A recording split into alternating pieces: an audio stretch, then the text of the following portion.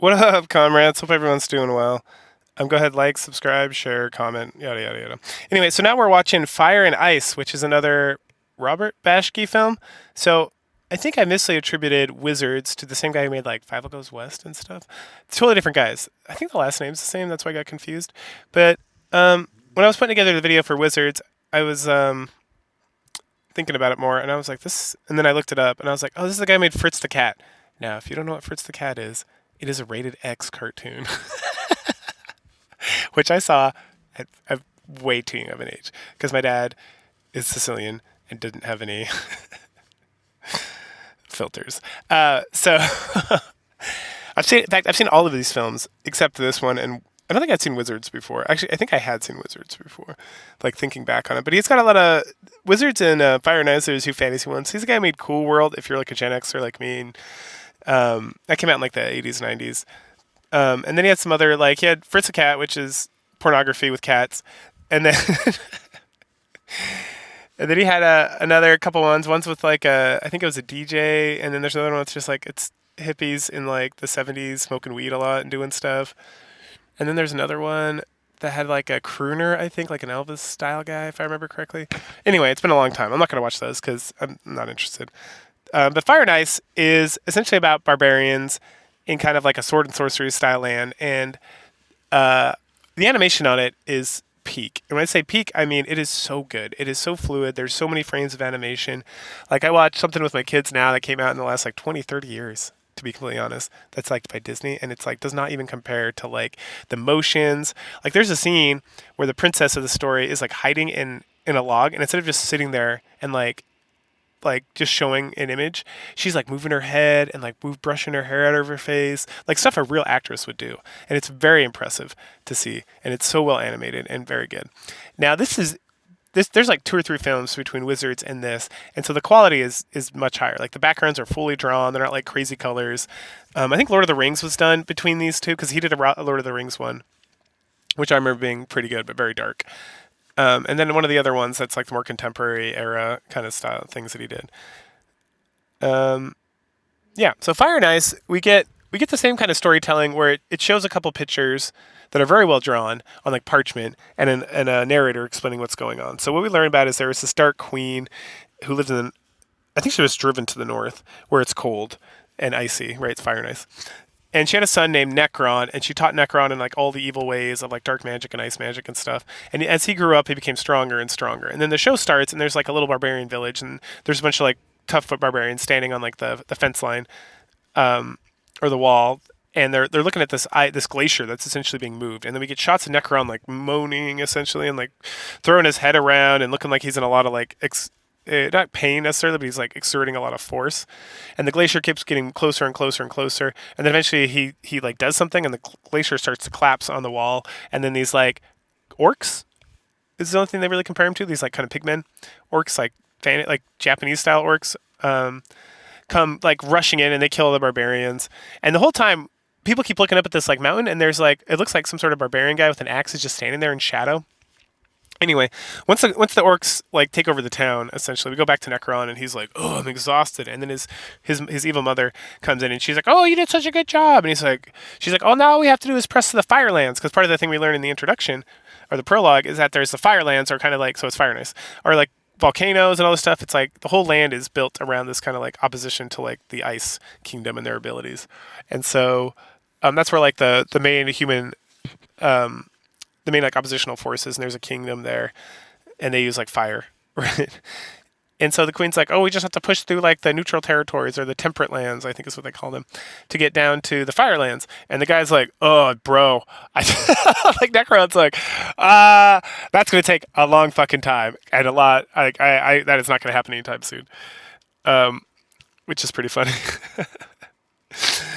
So, um, and she's like, "Oh, don't worry, we're gonna go make a peace treaty with him." And Necron's like, "There's no way he's gonna accept a peace treaty." And she's like looking away from him, and she's handing these like these guys in hoods this parchment, and then she says something to them that the Necron can't hear, and she's like, "Oh, I think we'll find a way."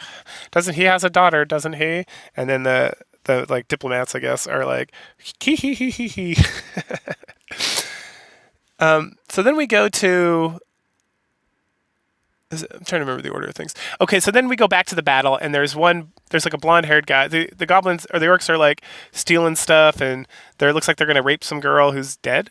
And then this blonde barbarian guy, like you see that he's awake. So then he kills a couple of them and runs off, and they chase him through like a jungle, and he climbs up a tree, and then he like leaps off, and it's all super good. Like this, it's very well animated. It's a long scene, but this is where I'm like, Beth, this is like so excellently animated. It's like so fluid and like the motions and it's so good. But he climbs up and then he leaps off into like this crevasse and he like catches vines and like bumps against stuff and he like survives. But he's kind of like, oh fuck.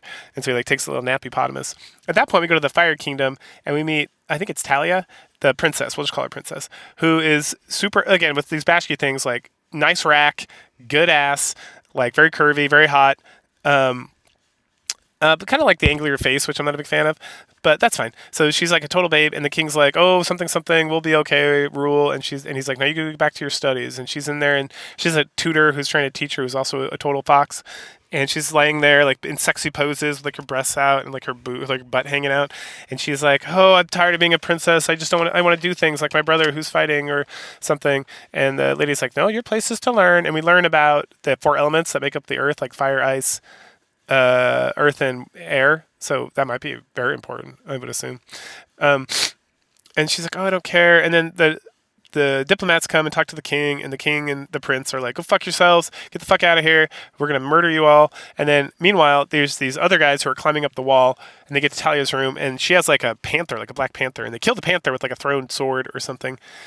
And then they strangle, murder the tutor, and then they grab the princess and take off, and she's screaming. And then the prince hears that, and he kills the diplomats, and then they send like these dragon riders. The dragons look more like big bats out to like find the princess, and the king's like, "Oh, what are we gonna do? It's like in the jungle, like it's hard for a bird to even find its nest." And the prince is like, "We'll take care of it." And he's like, "We need to not worry about that. We need to prepare." And the prince is like, "For what?" And the king's like, for their attack." And the prince is like, "Oh yeah, yeah, yeah."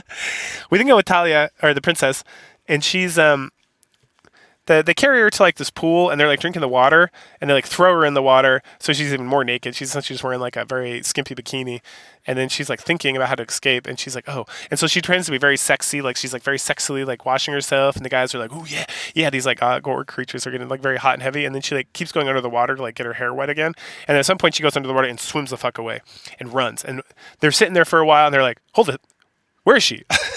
And so a chase commences. They start looking around, trying to chase after her, and she's running away, being scared. At some point, she hides in a log. And this is the log scene I was telling you about.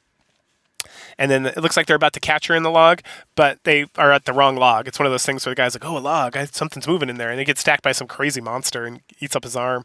And the guy's like, "Fuck." And they run off. And then she continues to run. And then at this point, we see the blonde barbarian guy, and he's kind of like waking up, and so he attacks some of these guys, and some of them get killed by him, and then the rest of them are still chasing the princess, and she gets on like a log and floats across the lake, and they like see her, or she gets like real scared that they're about to catch her, and then this giant like crocodile monster like pops up and like eats them all dead, and then she's like and like all sad laying there, just worried about what's going to happen next. One of the guys from Tigra's, or that was attacked by the crocodiles, kind of escapes. And so Tigra's laying there, and he comes like rolling on up, and he's got an axe, and she's got like her stick, and she's freaking out, and then she stabs him, and he dies. Then we head back over to, I think it caught his name as being Mark, the blonde barbarian guy, and he is meandering about with a spear, and he sees these three like wolf dogs, kind of meandering past him, and so they get sent to him, and so it's time to fight.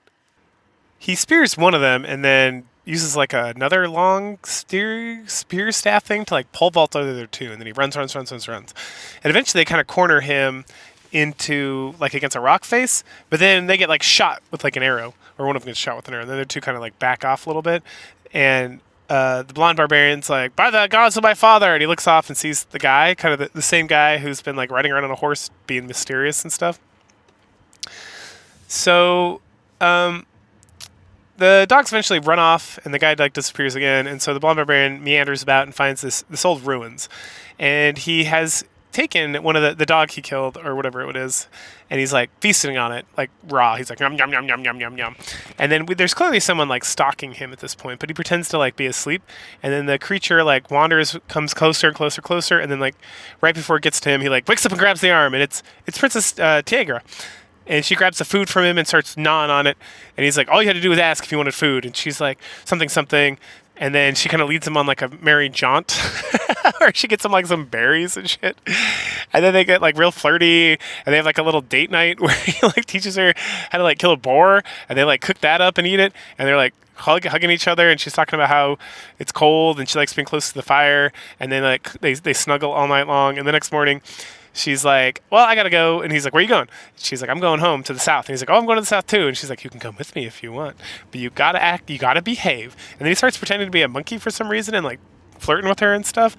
And then they both fall into the water, which is fine, except the water contains some sort of like eldritch like monstrosity, which is like it's like a tentacled octopus creature with like a giant eye.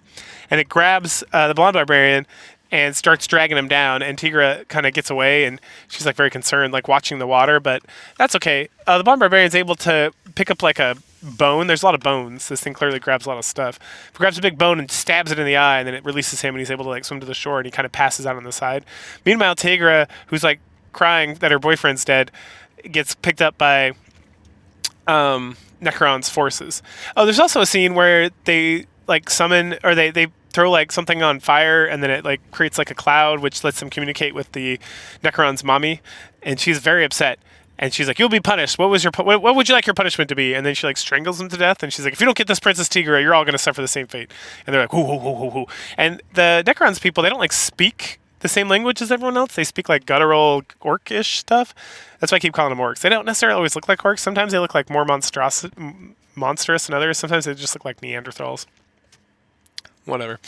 Anyway, so then the blonde barbarian gets rescued by our friend on the horse, and he wakes up and he's tied down to this thing, and he's trying to reach for this axe, and then he almost gets it, but then this guy, the other barbarian guy, who has like a bear mask, like he's wearing like, I don't know, it's not really a bear mask, but he's wearing this like hood that's like a bear, and he's like looking out of it so you can't see his face, and he's like, I was doing this to protect you so you wouldn't hurt yourself in your sleep. And he unties him, and he's like, and then Mark's like, I gotta get the woman, and he's like, yeah, let's go back and look. And so they go and look, and they talk about wanting to kill Necron and fight his forces, and the guy's like, I've been fighting Necron for a long time, and he like looks off in the distance.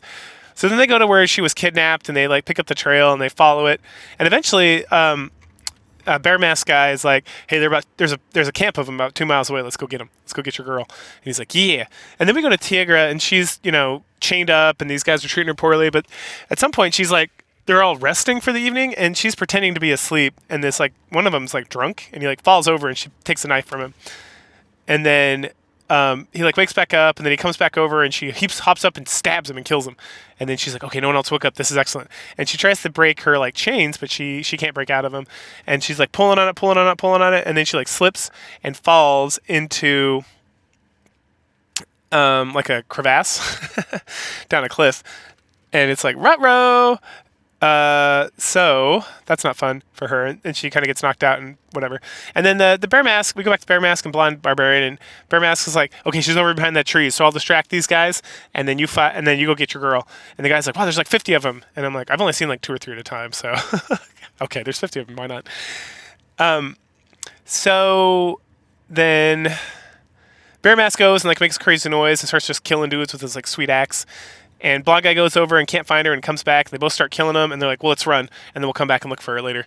And so they like go on a merry chase with these like monsters and kill some, and then they're like, hey, we're gonna go over there and like then we'll fight and kill them all from there. Meanwhile, the girl is able to she like gets out from under this guy, and it's like very foggy or misty or whatever. And then she sees this crazy guy with like long red hair, and she's like, oh no, and he walks up and like breaks her chains and then picks her up. So Big Hairy Dude takes the Princess Tigra to a redheaded witch who, gives her soft kisses and like a drought to put her to sleep. And then after Tigra falls asleep, she plucks a hair out of her head. The witch does.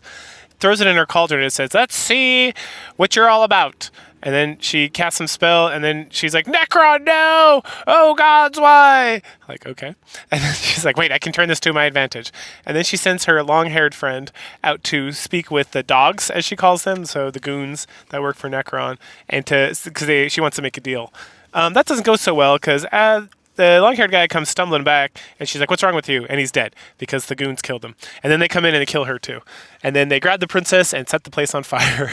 Meanwhile, Bear Mask and Mark, the blonde barbarian, are fending off the rest of the goons, the 50 goons, but just like they climbed up on a hill and are throwing rocks and killing them. So that's working out pretty well. But then the Bear Mask guy is like, hey, go get the princess. And the guy's like, I will not abandon you. And then the Bear Mask guy is like, yes, you will. And he tosses him right off. And he's like, go find your princess. And then he like screams into his barbarian rage and the whole screen turns red. So that's fun. So then we go to the king, and the king sends his son with a little envoy to Necron to make a deal. So they get Tigra back, and they can submit themselves to Necron in exchange for peace and whatnot. So they get ready and they get going. Blonde Barbarian comes and finds the witch, who is now a skeleton, who's somehow still alive, and she's talking about stuff, like crazy stuff, and he's like, I just need to know where the princess is at, and then I'll get revenge for Necron, for both of us. And she's like, she went to this like Arab port town. And I say that because we get like a tiny glimpse of it when they like go through it real quick, and it's got minarets and stuff. So we see the queen is on a ship with the princess, the queen, like the evil queen, and they're sailing off. And then the blonde barbarian rolls up like too late, and then he sees the prince and his convoy on their horses, and they've chartered a ship to fly to Necron, or to sail to Necron's part of the world. And so he hops on and just holds onto the back of the ship as it sails away. We then go to the queen presenting the princess to Necron, saying, this is the woman you're going to mate with and have children with and expand your empire. And the Necron, who's a total incel, is... he's not incel. He's like a... men going their own way. He's like a MGTOW guy. And he's like, fuck this woman and fuck your sluts you keep bringing to me, mother. If you're ruining any more of your whores, I will kill you myself. And she's like, Like, that's her response. And then the princess is like, has this whole speech about being friends and peace between their nations and things can work out. And then he just like laughs in her face and is like, throw her in a pit. And so they do. Meanwhile, the ship rolls up, and Blonde Barbarian like hops off and is sneaking around while the horsemen, the prince and his people, his like retinue, are riding in, and they're getting like taunted by all the orcs and the female. There's like a female orc with a mask, and she's dancing around like crazy. And eventually they get to Necron, and they're like, "Hey, we want to subject ourselves and get the princess back and stuff."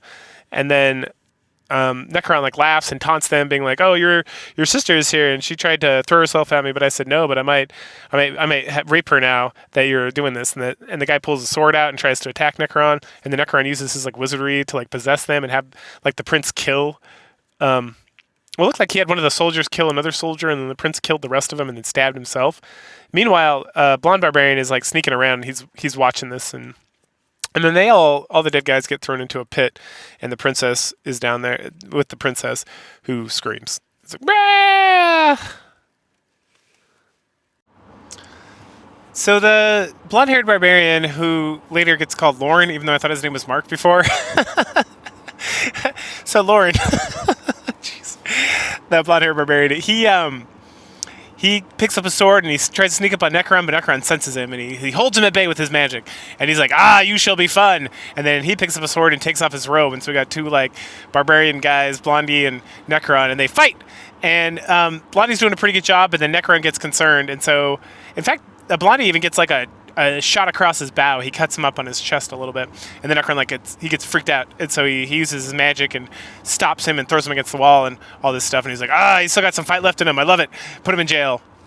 Meanwhile, Tigra is, she takes a knife from her brother, gives him a nice smooch, and then she sneaks around the castle. She eventually gets to the prison where she sees Lauren, the blonde barbarian, and she's like, hey, I'm going to get you out of here. And he's like, no, you must flee, please. And she's like, no, I'm going to rescue you, I promise. And then she wanders off, and she's being sneaky, but then she gets got up.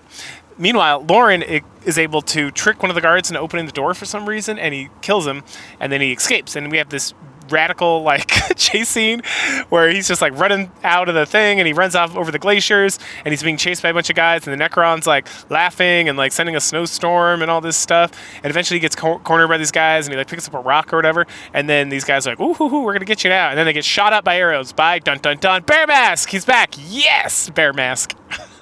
I know nothing about this guy, but he is he is rad as hell. Apologize, Skull. Still sick. Anyway, so then Bear Mask and Blondie head back to the Fire Kingdom and meet with the king and pretty much tell him like, hey, your son's got killed, or your son got killed, and we need to go back and get Tigra because the glacier's been pushing. It seems like it's been like weeks because it's pushed even closer, and it's like really close. And the king says, I don't know. And Bear Mask is like, give us your fire hawks and we will fly over there. And the king's like, nah, they're going to kill all of them. And he's like, no, if one of us gets through, we'll be able to kill Necron and end this plague or whatever. And we'll be able to rescue your daughter. And finally the king like submits, but he's like, hey, as soon as that glacier gets across the river, I'm releasing the lava. And then we get like this movie. This movie was pretty good up to this point. Like, I'm very entertained. It's very exciting. It's very quick. But after this point, it is like hell yes. Like, it dials it the fuck up to 11. It is so cool. First of all, though, the Firehawks are, I didn't get a good look at them before, but it seems like they're just like pterodactyls. Whatever. Anyway, so they take their pterodactyl like team, and there's like a whole bunch of them, and they fly over to the castle and we get some rad music, and they're flying around, and then Necron's forces like throw rocks at them and shoot them with arrows and everything. So of course the only two survivors are Blonde Barbarian and Bear Mask. They both get kind of shot down at some point and end up in different areas. Luckily the blonde the blonde Barbarian, he ends up close to where Tigra's being held by like the queen. And so he kills some dudes, and Tigra kills some dudes, and he like rescues her, and they run off, and that's cool and whatnot. But the badass ass part is Bear Mask like comes up and he finds Necron like dancing around on like this like creepy looking, not pedestal, but like little area, and he's like, aha! And so he pulls out his sweet ass axe and he goes at him, and then Necron's like trying to push him back, but the guy keeps like pushing back and like being like, fuck your magic. And so Necron's like, how are you doing this? Why aren't you dead? And then the guy's like, brrr, like a big barbarian fucking dude. And he's like, he just pushes all the way in. And then he strikes him down. And when he strikes him down, the queen like runs up from somewhere. And she's like, no! And then there's like a funny scene where he's like very slowly like kills Necron using his axe. He goes, bam! And gets him. And this whole scene is like, it's pretty long. It's maybe like 10 minutes or so, but it's so good. It's so well animated. It's so fun. It's so cool. It's so badass. Like, I don't know what to say. Like, there's a whole scene where Bear Mask is like just killing guards. There's like rad music playing. So the Necron's dead. So the whole glacier starts to like freak out because he's like in his dying throes. It's like growing, and then the king's like, release lava, and so they release lava, and it like burns down all this stuff, and then the whole thing starts collapsing, and the whole castle that's been moving along with the glaciers collapsing, and the queen like falls down in like the collapsing castle, and Blondie and Tigra are barely able to like get out of there on like a firehawk, but then they get hit by stone and then they fall as well. And we don't know what happens to Bear Mask. We find out, but Bear Mask is like, ah, and he's like laughing and cheering, and he's some fucking badass. Dude, it's so cool. Anyway, so then Blondie and Tigra, they wake up and they're fine, and they're like holding each other, and then like one of the minions of Necron is like nearby, and Blondie's like picks up a rock to like smash its head in, and then Tigra stops him, and she's like, no, it is a new era, and so he throws the rock into the water, and then they stand there, and then they look up, and on like a ledge, as from like exactly like at the beginning of the movie, we see Bear Mask on his horse, just sitting there watching him and like smiling. He's like, aha, I've done it, and then we see that Blondie finally gets his big smooch action from Tigra. They like wander over to like this beautifully drawn background, and they smooch it up, and that's the end. The fucking Fire and Ice. Man, this movie, mwah. So fucking good. Like, so fucking good. There are some parts that are a little slow, but generally it was just like fun, action-packed. Like, it doesn't matter if the visuals are kind of like, I mean, that's the thing, the animations are very good, but some of like, especially the orcs, they're just like very dark and hard to see, and the story, whatever. Bear Mask, man, it's like Batman. Like, he looks like fucking Batman. Like, there's like a Batman series. God, what was it? I'm not a big Batman guy. I read my DC of choice is Green Lantern and mostly Green Arrow. Like actual Green Arrow, not like the fucking TV show, but Batman's cool.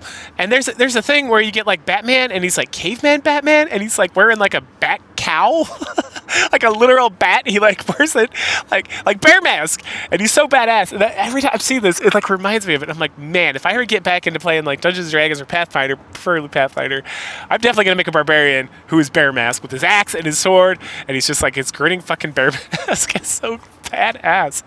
This is a definite thumbs up.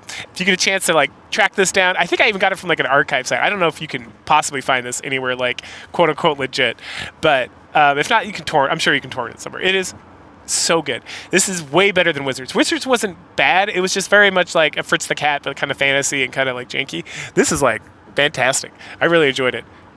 So yeah, it's a different thumbs up all around. And it's like, man, can we get more of the Sword and Sorcery stuff? That would be awesome.